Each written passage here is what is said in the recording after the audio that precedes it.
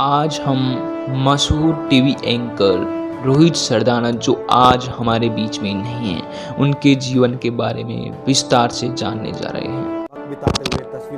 रोहित सरदाना एक प्रसिद्ध भारतीय पत्रकार, एंकर, स्तंभकार, संपादक है। भारत के हरियाणा में जन्मे रोहित हिंदू धर्म और गुर्जर समुदाय से बिलोंग करते हैं। उन्होंने अपनी शिक्षा गुरु जम्बेश्वर विज्ञान और प्रौद्योगिकी विश्वविद्यालय में पूरी की। उन्होंने समाज के बीच अविश्वास और मुद्दों से दूर रहकर के कई बहस की मेजबानी की। रोहित का जन्म 22 सितंबर को कुरुक्षेत्र हरियाणा में हुआ था। रोहित ने वहीं से अपनी स्कूल की पढ़ाई पूरी की। स्कूली शिक्षा पूरी करने के बाद अपनी आगे की पढ़ाई के लिए वो हिसार चले गए।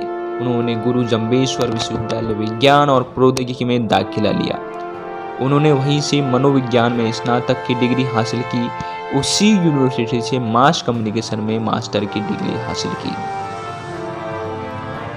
उनके परिवार के बारे में बात करने पर पता चलता है कि उनका एक भाई है जो कंप्यूटर साइंस इंजीनियर है। रोहित सरदाना एक शादीशुदा एंकर थे। उनकी 2 बेटियां।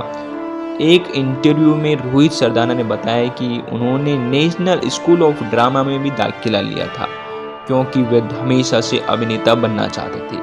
लेकिन दुर्भाग्य से उन्हें NSD में बाहर होना पड़ा, क्योंकि वहां पर कुछ हासिल नहीं हो पा रहा था।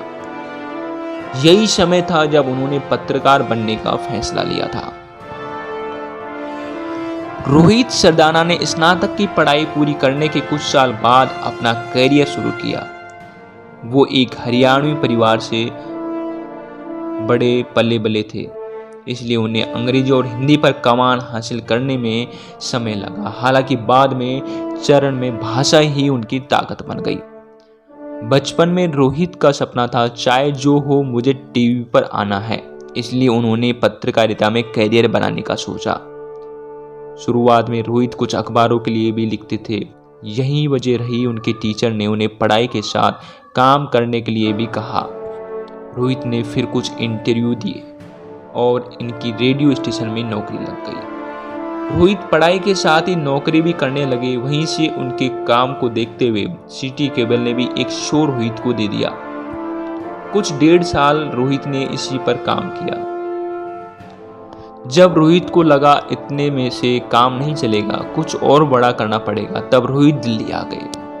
वहां रोहित को ETV नेटवर्क के साथ इंटर्न के रूप में काम करने का मौका मिला। फिर ETV ने ही उन्हें जॉब ऑफर की और फिर रोहित ने उनके साथ एक पत्रकार के रूप में काम करना शुरू किया।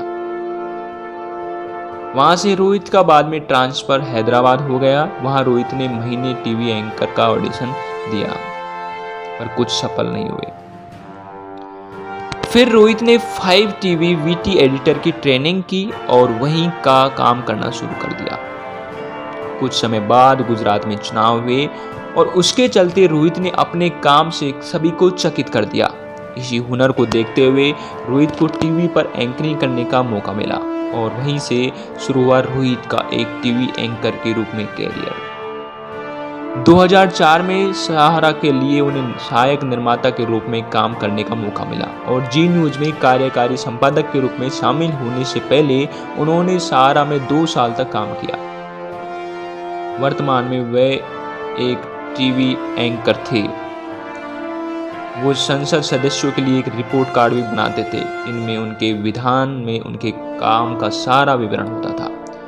इसके अलावा उनके शो मतदाताओं को अपना नेता तय करने में मदद देता था।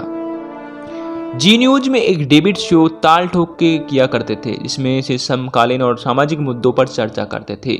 इस शो से उन्होंने काफी नाम कमाया। 2017 में उन्होंने न्यूज को छोड़ दिया, आज तक को ज्वाइन कर लिया। अब वे डिबेट शो पर दंगल की मेजबानी करने लग गए थे। रोहित सरदाना को कई पुरस्कार से भी सम्मानित किया गया है और उन पुरस्कार में से यशस्वी best news program award, Madhav Jyoti सम्मान और सर्वश्रेष्ठ समाचार एंकर अवार्ड शामिल है, जो दिल्ली एजुकेशन सोसाइटी द्वारा प्रायोजित किया जाता है। अगर हम रोहित सरदाना जी के वेतन के बारे में बात करते हैं तो रोहित सरदाना जी के वेतन लगभग उनकी जो संपत्ति है वो लगभग मिलियनों में बताई जा रही थी। रोहित सरदाना आज तक के लिए काम कर रहे थे। कुछ दिन से वे अस्पताल में कोरोना संक्रमित होने के कारण भर्ती थे। इसी दौरान हृदय गति रुकने के कारण उनकी मृत्यु हो गई। 30 अप्रैल 2021 को सुबह जब उन्हें अटैक आया, उनके बाद डॉक्टर उनके वेंटिलेटर पर भी ले गए, लेकिन डॉक्टर उन्हें बचा नहीं सके। जैसे ही भारत देश के अंदर देश विदेशों में रोहित सरदाना की मृत्यु की खबर, कोरोना ने उनकी जिंदगी को ले ली, उसकी खबर पहुंची तो उनके चहेते सब वर्क फ्रॉम होम कर रहे हैं, अपने परिवार वालों के साथ वक्त बिताते हुए तस्वीरें पोस्ट करते हुए देख रहे हैं। बहुत लोग हमसे पूछते भी हैं तुम क्यों नहीं करते। हमारा भी मन करता है बच्चों के साथ घर बैठकर फिल्म देख लें।